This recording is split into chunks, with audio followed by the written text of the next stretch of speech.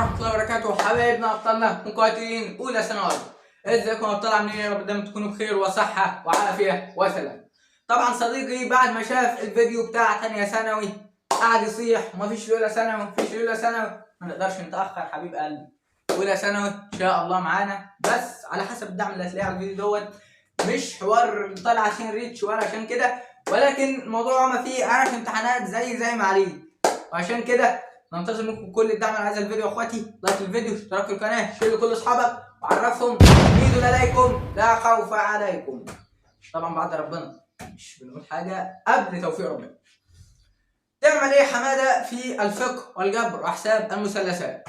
طبعا انت دلوقتي قاعد تفكر ماذا تفعل وما الخطه الواجب عليك ان تنفذها، وماذا هل سيعود صلاح الدين الايوبي ام لا، ولكن احب ان اقول لك هذه في هذا الفيديو هو الخلاصة برشامك. تعمل في الفقه عندك مراجعتين، مراجعة مستر عبد الوهاب حجازي ومراجعة مستر السيد المنسي. تاخدهم الاثنين تعمل كده هو تروح الامتحان تبصمج تطلع تلاقي الدنيا زي الفل زي الفل، خليك برنس كده. ولكن هينقصك شيء بسيط جدا الا وهو تحل امتحانات سنين سبق، حل 10 امتحانات 12 امتحان كده، ظبط على نفسك تروق حالك والدنيا جميله، الدنيا جميله. دي بقى ثاني حاجة ألا وهي الجبر وحساب المثلثات وعقدة الملايين، ألا وهي عقدة الرياضيات. طالب الأزهر ما بيخشش علمي عشان الرياضة، مش عارف ليه، مع إنها سهلة جدا جدا جدا، وخصوصا في أولى. تمام في ثانية ممكن تنزل شوية، ولكن في أولى سهلة، وأكيد أنت مجرب ده في الترم الأول.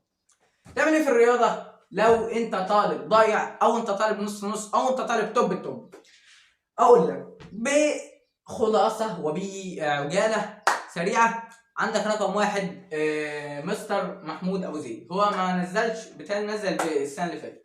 السنه اللي فاتت عايز تسمعها اسمعها، مش عايز تسمعها هيبقى في السنه دي.